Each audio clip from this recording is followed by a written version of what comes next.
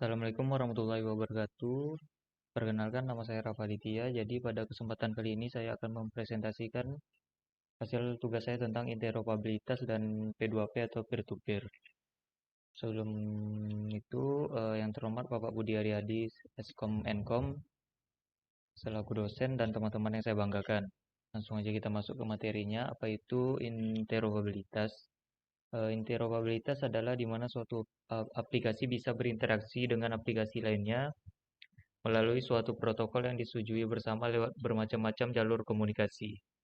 Biasanya lewat network TCP atau IP dan protokol HTTP dengan memanfaatkan file XML. Aplikasi dapat ditempatkan pada platform yang berbeda-beda, seperti Delphi Win32, Net, Java, atau pada sistem operasi yang berbeda. Jadi interoperabilitas di mana suatu kemampuan berbagai ragam sistem atau aplikasi untuk bekerja sama dan berinteraksi dengan aplikasi lainnya. Untuk menukarkan data atau informasi melalui suatu protokol. Konsep ini memungkinkan sistem informasi yang ada untuk bekerja sama lintas batasan organisasional. Hal itu berdampak pada semakin efektifnya pelayanan yang ada, meningkatkan kepuasan pengguna, serta potensi lain yang bisa dieksplorasi ke depannya. Masuk ke karakteristik interoperabilitas, yang pertama ada fondasional. Fondasional mengacu pada kemampuan satu sistem informasi untuk terhubung dengan sistem lainnya. Poin utamanya adalah sistem penerima tidak harus menginterpretasikan data yang diterima. Yang kedua, struktural.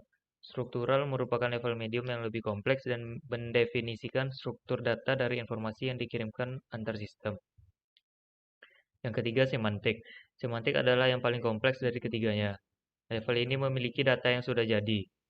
Di model ini, sistem dapat bertukar data dan menggunakannya untuk potensi paling optimal. Kita masuk ke manfaat interoperabilitas. Di sini kita mengambil contoh e-government. Yang pertama, kita dapat meningkatkan proteksi privasi. Dengan sistem interoperabilitas, fitur keamanan bisa dijamin lebih baik. Yang kedua, menyediakan data dengan lebih berkualitas. Di sini fungsi kedua, kita dapat mampu bekerja cepat dan akurat dalam mengumpulkan data publik yang langsung dapat diinterpretasikan untuk berbagai tujuan. Yang ketiga, meningkatkan produktivitas dan mengurangi pengeluaran biaya. Di sini kita dapat organisasi tersebut dapat lebih mudah dalam hal pendataan, akses, dan penyimpanan. Yang keempat, meningkatkan kepuasan pengguna jasa. Di sini kita dapat menilai profesionalitasnya sebuah institusi atau organisasi. Yang kelima, minimalisir kekurangan. Di sini kita dapat menghindari masalah kesulitan atau kesalahan pembacaan atau atas tulis tangan seseorang atau paperless, pengurangan kertas di organisasi. Melalui proses formal yang ada, apabila seluruh kesepakatan berjalan dengan baik, penerapan interoperabilitas di pemerintahan juga akan berjalan lancar. Oke, kita masuk ke materi yang kedua, yaitu peer-to-peer. Jaringan peer-to-peer merupakan jaringan komputer di mana setiap komputer yang terhubung dalam jaringan tersebut merupakan klien sekaligus juga server. Jaringan ini dibentuk tanpa adanya kontrol terpusat dari sebuah server yang terdedikasi. Jaringan peer-to-peer atau P2P merupakan salah satu model jaringan komputer yang terdiri dari dua atau beberapa komputer, di mana setiap stasiun atau komputer yang terdapat di dalam lingkungan jaringan tersebut dapat saling berbagi data. Bahkan untuk membuat jaringan peer-to-peer dengan dua komputer, kita tidak perlu menggunakan hub atau switch, namun juga menggunakan satu kabel UTP yang dipasangkan pada network card masing-masing komputer.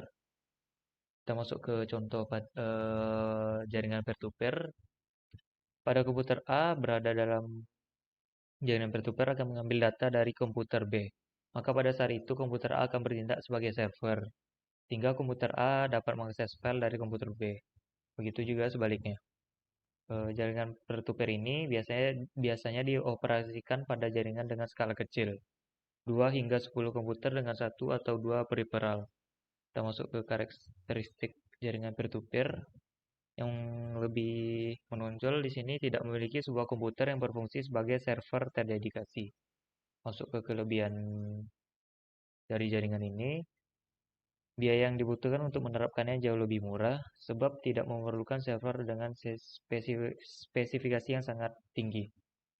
Masuk kekurangan dari jaringan ini, tingkat keamanan jaringan lemah sebab tanpa adanya server. Keamanan dalam jaringan ditentukan oleh setiap user masing-masing komputer.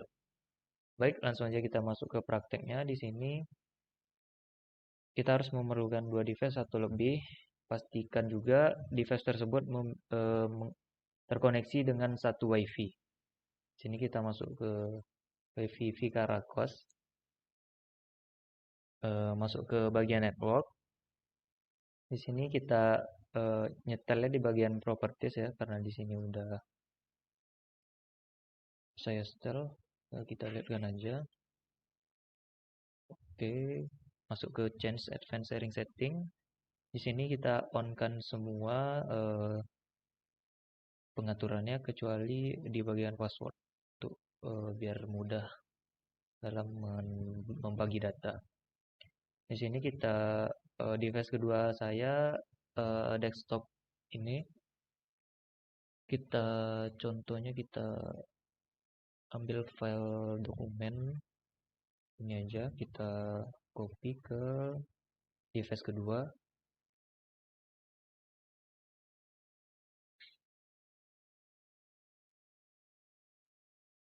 Oke, bentar. Masuk ke user. Di sini ada public, masuk lagi ke publicnya. Nah, di sini teman-teman terserah mau teman-teman simpan di mana. Di sini saya akan simpan di public download. Terlepas D. Oke, nah selesai. Teman-teman bisa lihat di device keduanya apakah filenya sudah ada apa belum. Pastinya sudah ada ya. Begitu begitu presentasi saya hari ini.